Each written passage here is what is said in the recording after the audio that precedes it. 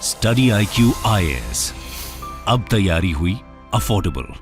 नमस्कार दोस्तों फाइनली कल 28 मई को हमारे देश का नया पार्लियामेंट ओपन हो जाएगा, लॉन्च हो जाएगा। लेकिन उसके पहले अगर आप देखोगे तो बहुत सारी कंट्रोवर्सीज हुई हैं, लेकिन यहां पर एक और नया कंट्रोवर्सी हो गया है और वो है आपका सेंगोल को लेकर। ये आप देख सकते हो, Congress claims no document evidence of Sengol being symbol of transfer of power by British to India, BJP hits back. तो ये पूरा मामला है क्या, आज मैं आपको सेंगोल के बारे में तो बताऊंगा ही, लेकिन इसके साथ साथ यहां पर कांग्रेस ने क्या कहा है, कांग्रेस का क्या क्लेम है, बीजेपी क्या कह रही है, ये सारी चीजें हम देखेंगे। चलिए आगे बढ़ते हैं, लेकिन उससे पहले ध्यान रखिएगा, अगर आप यूपीएससी 2024 की प्रिपरेशन कर रहे हो, चाहे आप मॉर्निंग बैच लेना चाहते हैं या फिर इवनिंग बैच, ये दोनों ओपन हो चुका है। हमारे वेबसाइट ऐप पर जाइए या फिर कमेंट सेक्शन में इसका लिंक है, वहां पर जाकर यूज करिए कोड अंकित लाइव ताकि आपको मैक्सिमम डिस्काउंट मिले। ध्यान रखिएगा, एक सिंगल बैच में प्रीलिम से लेकर इंटरव्यू तक की जो पूरी तैयारी होती है, अनेकों फीचर्स के साथ, ये सभी कुछ आपको मिल जाएगा। और इसके अलावा अगर आप एमसीक्यूज अटेम्प्ट करना चाहते हैं तो मेरे इंस्टा पेज पर जा सकते हैं, वहां पर स्टोरीज में जितने भी एमसीक्यूज हैं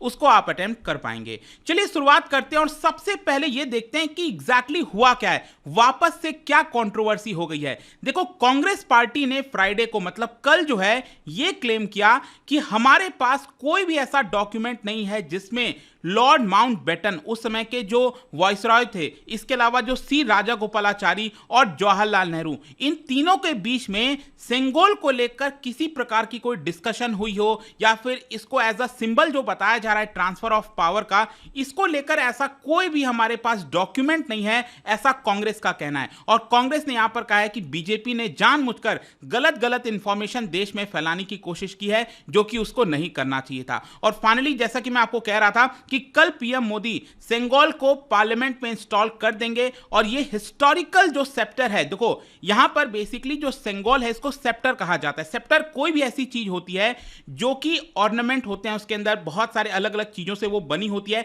एक प्रकार का सिंबल होता है जो कि जो रूलर्स होते हैं वो कई ओकेशंस पर, जो सेरेमोनियल ओकेशंस होते हैं उसमें उसको लेकर रखते हैं ताकि ये एक प्रकार का सोवर्निटी का सिंबल बन सके, मतलब कि आपका जो देश है, आपका जो एरिया है वो आजाद है। तो पहले क्या होता था, जो राजा महाराजा लोग हुआ करते थे वो कोई एक ऐसी चीज लेकर हाथ में रखते थे, वो एक सिंबल होता था कि जो उनका पूरा एरिया है वो सॉवरेन है, वो किसी के दबाव में नहीं है, वो स्वतंत्र है। तो उसी प्रकार से ये वाला जो सेंगोल है वो भी पार्लियामेंट में इंस्टॉल किया जाएगा। ये आप देख सकते हो, ये पार्लियामेंट है और ये लेफ्ट साइड में सेंगोल आप देख पाओगे। देखो, मैं कंट्रोवर्सी पे बाद में आऊंगा, लेकिन सेंगोल के बारे में जल्दी से यहां पर इंपॉर्टेंट चीजें आपको बता देता हूं, आपके एग्जाम पॉइंट ऑफ व्यू से भी और एज अ जनरल नॉलेज भी आपको पता होना चाहिए। देखो, जो सेंगोल आप देख रहे हो, इसकी जो टोटल लेंथ है, जो इसकी लंबाई है, वो लगभग 5 फीट देखने को मिलेगा। और ये किस चीज से बना है, ये बना है चांदी से, सिल्वर से बना है, लेकिन उसके ऊपर जो है वो गोल्ड प्लेटेड है। ठीक है, तो इसके ऊपर जो है पूरा गोल्ड से प्लेट किया हुआ है और उसके अंदर काफी सारी चीजें जो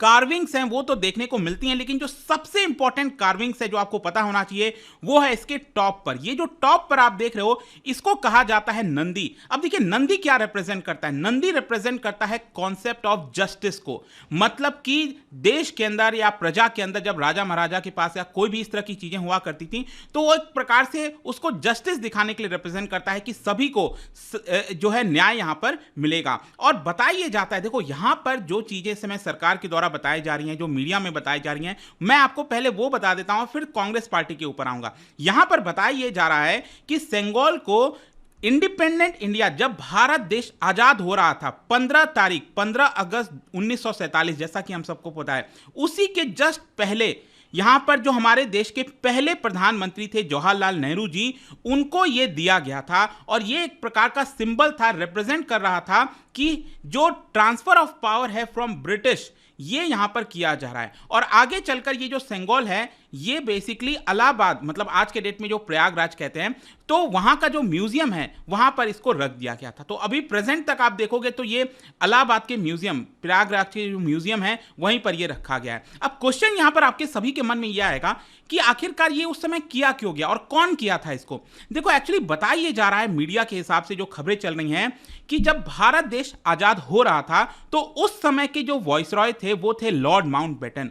तो उन्होंने जवाहरलाल नेहरू से एक क्वेश्चन किया कि देखिए, हम तो यहां से जा रहे हैं, भारत छोड़कर जा रहे हैं, आजाद आपका देश हो जाएगा, तो क्या आप किसी प्रकार का कोई सिंबल रखना चाहते हैं, मतलब कि क्या एक ऐसा सेरेमनी होगा, कुछ ऐसा आप करना चाहते हो जिसमें एक सिंबल हो कि ब्रिटिश जो है वो पावर को ट्रांसफर कर रहे हैं इंडियंस की तरफ, ठीक है। तो इसी को लेकर अब जवाहरलाल नेहरू जी से ये पूछा गया सवाल लॉर्ड माउंटबेटन के द्वारा। तो जवाहरलाल नेहरू जी ने क्या किया, उस समय कंसल्ट किया सी राजा गोपालाचारी। राजा गोपालाचारी आपको पता होगा, इतिहास पढ़ा होगा आपने, तो राजा जी के नाम से वो फेमस थे। तो नेहरू जी ने राजा जी से ये क्वेश्चन पुट किया कि क्या हमें कुछ ऐसा करना चाहिए, क्योंकि वॉइसरॉय, और आपको पता ही होगा राजा जी भी लास्ट वॉइसरॉय थे भारत के, ये आपको पता होना चाहिए। तो उस समय जो सी राजा गोपालाचारी हैं, राजा जी हैं, उन्होंने यहां पर यह कहा कि देखिए हम चोला मॉडल को अडॉप्ट कर सकते हैं। चोला क्या, आपको पता ही होगा कि पहले जो है आपका चोला जो है बड़ा शासन हुआ करता था, बड़ा एरिया हुआ करता था चोलास का सदर्न इंडिया में, जो तमिलनाडु वाला एरिया आप देखते हो आज के डेट में, तो वहां पर चोलास का शासन हुआ करता था। तो उस समय क्या था कि जब भी चोला के शासन में जब भी कोई पावर ट्रांसफर होता था, एक राजा से दूसरे राजा के पास पावर ट्रांसफर हुआ करता था, तो उस समय सेंगोल का इस्तेमाल किया जाता था। तो जब भी कोई यहां पर पावर ट्रांसफर होता था, एक राजा दूसरे राजा को पावर ट्रांसफर कर रहा है, तो उसको सेंगोल यहां पर एक प्रकार से जो है दिया जाता था। तो राजा जी ने यह सजेस्ट किया कि हम वही एक प्रकार से सिंबल जो है उसका इस्तेमाल कर सकते हैं, और सेंगोल बेसिकली एक प्रकार से इम्पार्ट करता है जस्ट एंड इम्पार्शियल रूल को, वो मैं चोला के समय का आपको बता रहा हूं। तो उसी की वजह से क्या हुआ, फाइनली जो है ये डिसाइड किया गया कि सेंगोल जो है एक बनाया जाएगा। तो फाइनली आजादी के जस्ट पहले सेंगोल बनाया गया था और उसको क्राफ्ट किया गया था। आप देख सकते हो उस समय जो है वुमिदी बंगारू चेट्टी के द्वारा, एक फेमस ज्वेलर हैं मद्रास प्रेसिडेंसी में, उनके द्वारा उसको क्राफ्ट किया गया। और उसके जो रियल मेकर्स हैं उनका नाम आप देख सकते हो, वुमिदी एथिराजुलू और वुमिदी सुधाकर, और दोनों की उम्र है 96 ईयर और 88 ईयर्स। और मैं आपको बता दूं कि इस समय वो जिंदा है। जी हाँ, यहां पर चेन्नई में, और जैसे ही एक खबर आती है उसके जस्ट बाद में आप देख सकते हो जो मीडिया है वो उनके पास पहुंच जाती है। और यहां पर जो वुमिदी सुधाकर हैं वो इस बात से बहुत खुश थे। मीडिया के अंदर ये बताया जा रहा था कि वो, उन्होंने डिस्क्राइब किया कि कैसे, मतलब कि जब मीडिया उनसे सवाल पूछी कि आपको कैसा लग रहा था, तो आप देख सकते हो उन्होंने ये कहा, यही पर्सन है जो आप देख पा रहे हो यहां पर, उनका ये कहना था कि we are the makers of Sengol. ये जो सेंगोल आप देख रहे हो ये उन्हीं के द्वारा बनाया गया था, और उनकी जो उम्र थी उस समय वो थी 14 साल के आसपास। तो वो इस बात से बहुत खुश हैं, ही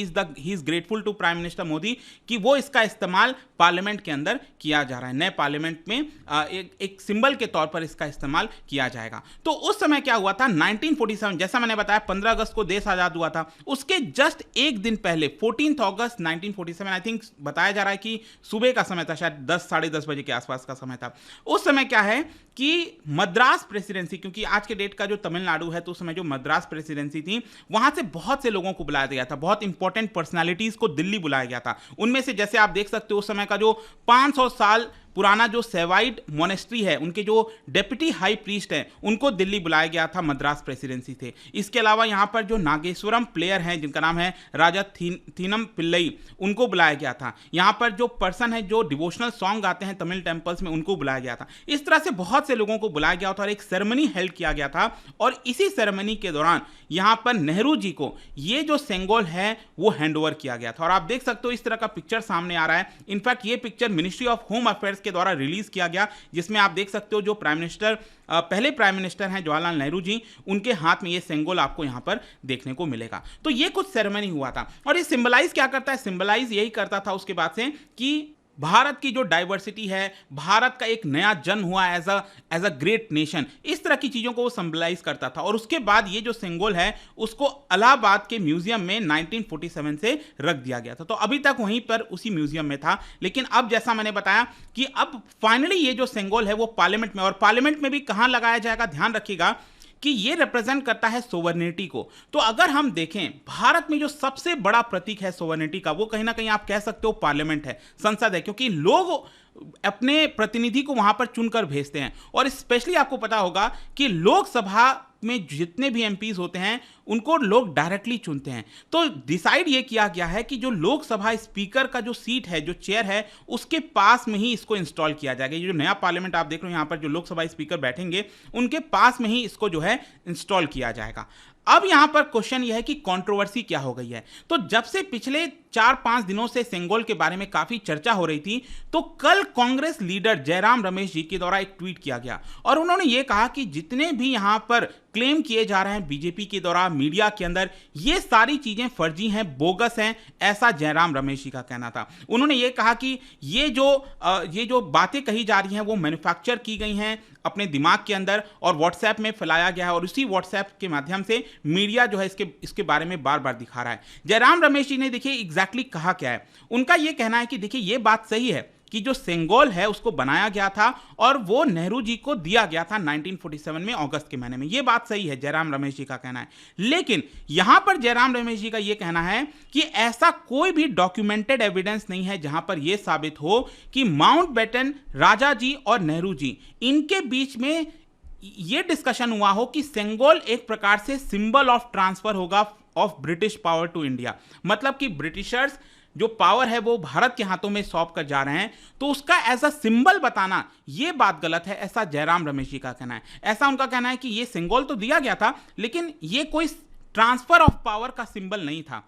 ठीक है, तो इसी को लेकर कंट्रोवर्सी हो गई है कि कांग्रेस पार्टी ये कह रही है कि ये ट्रांसफर ऑफ पावर का सिंबल नहीं है। ये बात जो सेंगोल को लेकर अलग अलग मीडिया में अलग अलग चीजें कही जा रही हैं वो सारी चीजें गलत हैं, ऐसा नहीं होना चाहिए। तो जैसे ये हुआ, ऑब्वियस सी बात है, जो रूलिंग पार्टी है बीजेपी, उन्होंने हिट बैक किया। यहां पर स्पेशली जो अमित शाह हैं, यूनियन होम मिनिस्टर, उन्होंने ये कहा है कि कांग्रेस पार्टी भारत के जो ट्रेडिशंस हैं, कल्चर हैं, उसको इतना ज्यादा हेट क्यों करती है। अमित शाह ने भी ट्वीट किया और ये कहा कि ये जो सेंगोल है वो पंडित नेहरू को दिया गया था बाय अ होली सेवाइट मठ फ्रॉम तमिलनाडु और ये भारत के फ्रीडम को रिप्रेजेंट करता है। लेकिन कांग्रेस पार्टी ने जब ये दिया गया था तो कांग्रेस पार्टी ने इसको म्यूजियम के अंदर एक वॉकिंग स्टिक के जैसा रख दिया था, जो कि उसको नहीं करना चाहिए, ऐसा अमित शाह का कहना है। अमित शाह का ये कहना है कि now Congress has heaped another shameful insult. तो ये सारे तकरार जो है आपको देखने को मिलेंगे और फाइनली यही कंक्लूजन निकलता है कि देखिए अभी क्या है ना कि लगभग 19 पॉलिटिकल पार्टीज ने बॉयकॉट किया है। मतलब पार्लियामेंट को लेकर भी आपको पता है कंट्रोवर्सी चल रही है कि नया पार्लियामेंट का जो बिल्डिंग है उसको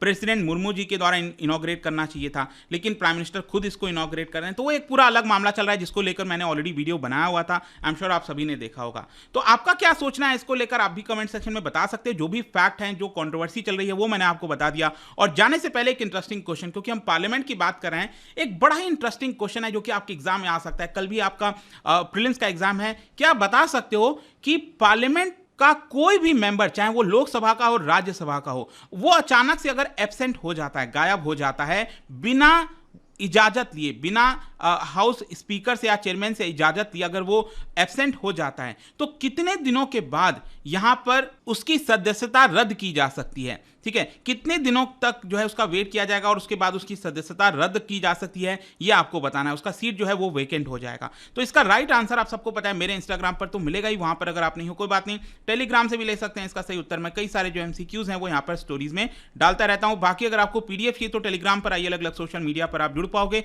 और जैसा मैंने बताया था, यूपीएससी की अगर आप तैयारी करो, कोई भी आपको बैच लेना हो, just use the code Ankit live to get maximum discount. And I hope की वीडियो आपको पसंद आया होगा। मिलता हूं आपसे next time. Till then, thank you very much, see you soon. Study IQ IAS, अब तैयारी हुई अफोर्डेबल।